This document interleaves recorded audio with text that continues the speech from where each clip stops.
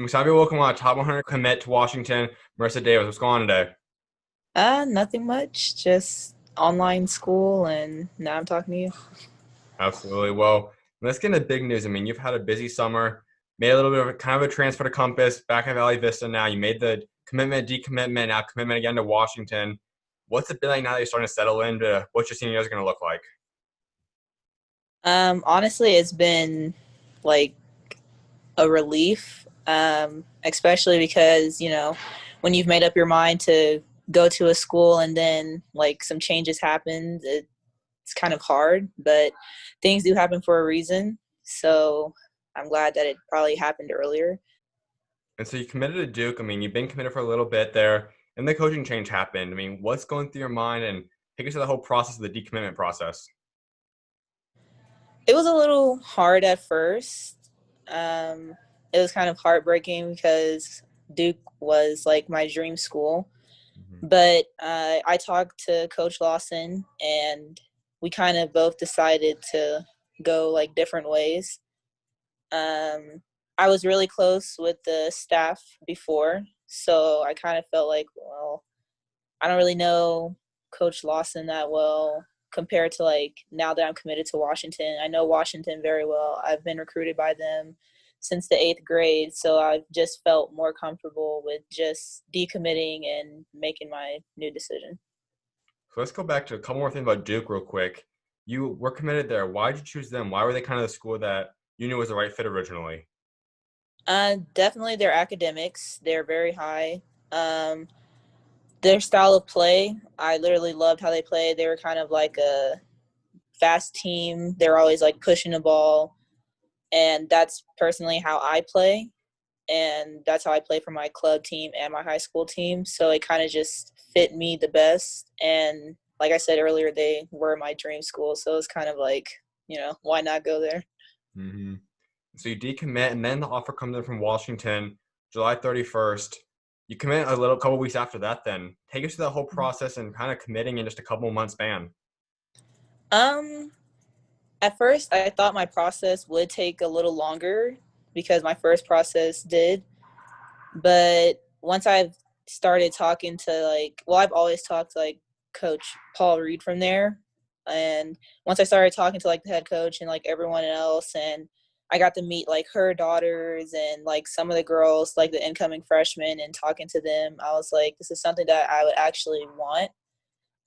Also, the location, it's like not too far, but then again, it's still like on the West Coast, and I kind of figured like I do want to stay a little closer to home compared to before, since like all of this stuff is going on. So yeah. That's awesome. And so you, as you mentioned, they've kind of been involved with you since eighth grade. You've been a high level prospect for that long now. How has it been adjusting to kind of having the spotlight on you ever since middle school? I think I've adjusted pretty well. I honestly started late in the game, so things were a little difficult and challenging at first, but I've always been a hard worker. Like whatever somebody threw at me, like I just took it and went with it. So definitely having that spotlight, I think it's like a great thing because now I have like younger kids, like when we do camps for our younger ones at my high school, they'll be like, oh, like I go to your games and like I love you. And it's honestly like kind of heartwarming and I love it. So definitely got to love the attention. Absolutely. And so you have a year now before you get out to Washington. How do you look to grow? I mean, what's some things you want to work on before you get out there? I could always improve on anything. Skill wise, I could always be more consistent. You could always be a better ball handler. My main concern is kind of putting on weight because I am on this like slimmer side. Mhm. So like basketball wise, I think I'm fine, but I just kind of want to bulk up a little bit. For sure. And I mean, you're going to the Pac-12. It's probably the best conference overall for women's basketball. When you look at top to bottom, just talent out there. How excited are you to be a part of the Pac-12? I'm super excited for the fact that literally, like, I have girls like Jada, she's going to Cal. Mhm. I love playing with her, I love playing against her. So it'd be definitely fun to play her in the Pac 12.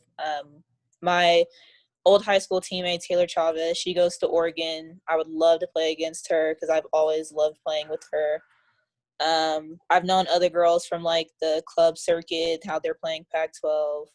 My teammate Kiki, she's going to Stanford, so I think it's going to be like super fun. Without a doubt. And I mean, when you look at this whole discussion, this whole decision, Coach Wynn, obviously the coach out there, what do you like about them? I mean, what's the coaching staff? What's your relationship like with them? They're definitely like another family to me. I'm like very family oriented person. I've literally known my high school coach since I was younger. She's been a part of my family since my older sister, who is now doing like her senior year in college. So I definitely like that family atmosphere. I talk to them all the time. When I talk to them, it's like I get to talk to her daughters and I see them and all the other people that are around her at her house and stuff like that. So, yeah. And for 2021 class, there's already another girl that committed, Avery. Do you happen to know Mhm. her well yet? I do. We actually have a little group chat with Mhm. it's me, Jess, Avery, and AJ and Liv, and we literally talk every day. They actually just sent something right now in the group chat, and I'll have to check that out later. But we're actually getting pretty close. Avery's actually coming out here tomorrow, and we're all trying to like kind of plan something so we can like hang out and just get to know each other better and have fun. For sure. So is there anyone else you kind of want to add on to this 2021 class or someone that you're kind of talking to that they to come out with you?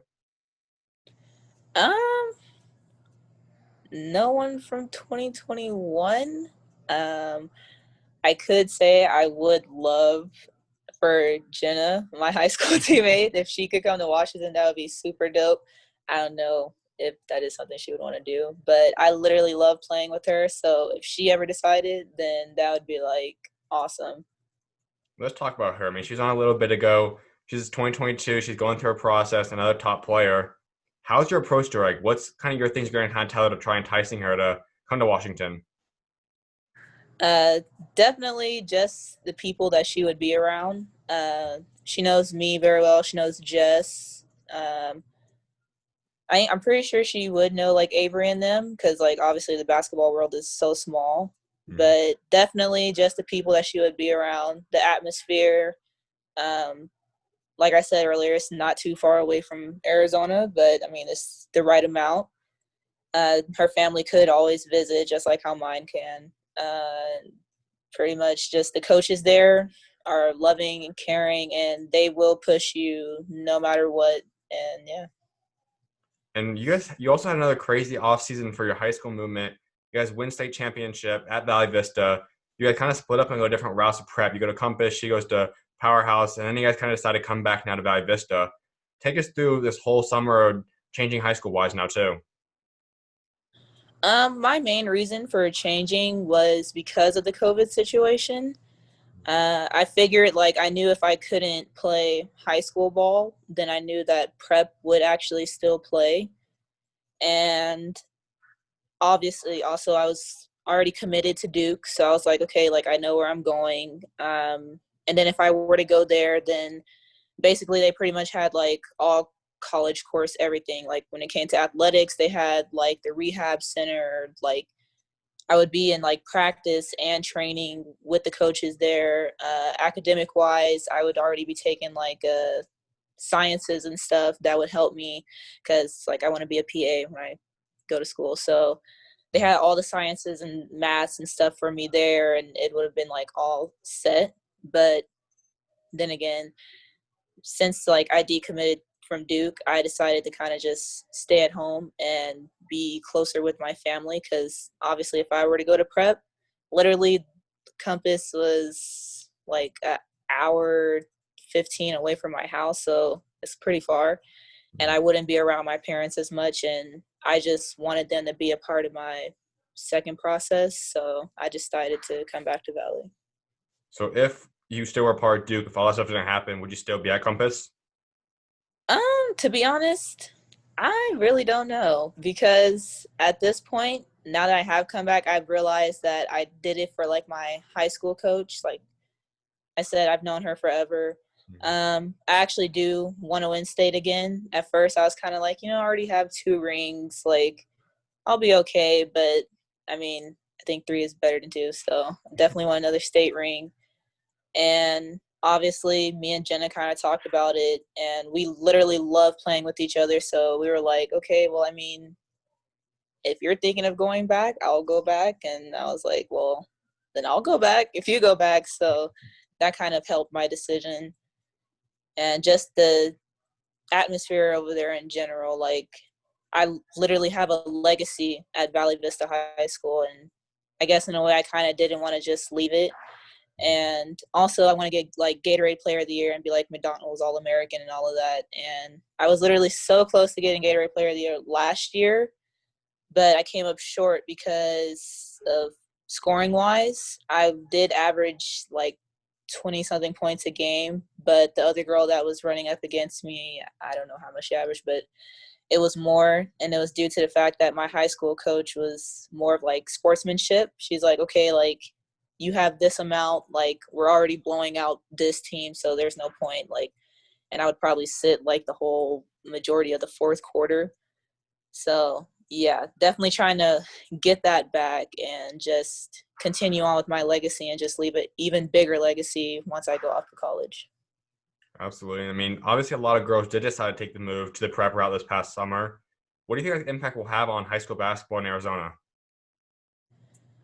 Honestly, I think it's kind of having a big impact because they recently just opened up another prep school. I think it's like AZ Elite, but uh, more girls are starting to go prep, and it's a little different. I know it's probably harder on like the high school coaches because it's like, okay, like they expect to have this certain kid coming in, but then they decide to go to prep. So it's definitely having a very huge impact. Literally, all the schools that we were playing, like Perry and Hamilton, those girls went prep. And that's kind of another thing that pushed me. I was like, okay, like we don't really have the competition that I want personally.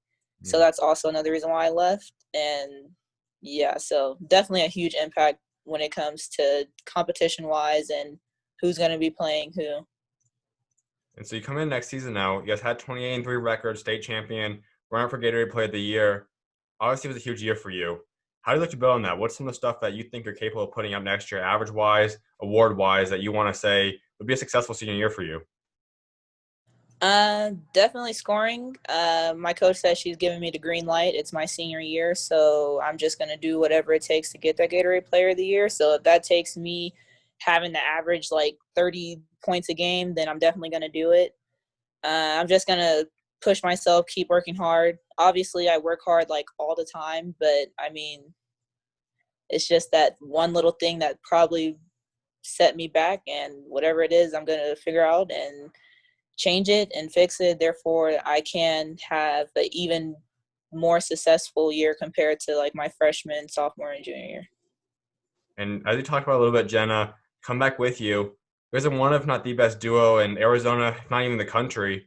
How special are you guys, and where do you kind of rank you guys selves in terms of dynamic duos in the state and just in the country in general? State wise, I would say we're number one out of Arizona because literally we play so well off of each other. We know each other like the back of our hands. It's like I know what Jenna does. Jenna knows what I does. She knows how to play me off certain moves. I know how to play her off certain moves. So definitely number one out of Arizona. Country wise, I don't know because there is a lot of girls out there that are pretty good when they play with each other, but I would definitely put us at around the top somewhere up there, like top 50, I guess. Absolutely. And so you guys come together now. Obviously, the main goal is state champions. Going to be in the favorites for that next year. Do you guys want to go undefeated? Like, what's some of the achievements as a team you guys want to do that's kind of different than what you have done so far? We definitely want to go undefeated. We went undefeated last year, and the only games we did lose were during the TOC and during the La Jolla tournament. I think we lost one game. So our regular season, we did go undefeated, so we definitely want to go undefeated again this year. We were hoping to go undefeated in general, but because of like the COVID issue, we can't travel to like California and stuff like we did. And definitely, obviously, win state. I feel like it'll probably be a little easier because some of the girls went to prep. But other than that, just being undefeated, going out with a bang because it's obviously my senior year, and allowing Jenna to go in and knowing that, okay, like they definitely got it next year for her to win her third ring as well. Absolutely. I know you also value academics a lot. Honor roll for 3 years. How would you say, like, who kind of established that? Who really made you want to prioritize academics so much? That's definitely my parents. They're very big on academics. Literally, like, if I had, like, I take AP and honors classes. So if I were to come home and I'd be like, hey, like, I have this and this and this, and it's due, like AP English, like paper, I have to do this. They'll be like, okay, like you're not going to practice. Let me take us no.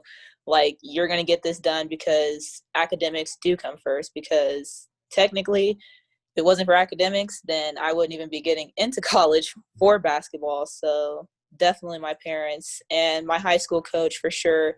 She pushes everyone to just be over the top when it comes to like grades and stuff. She pushes you to have 4.0s or 3.5 and above. So yeah, definitely those three.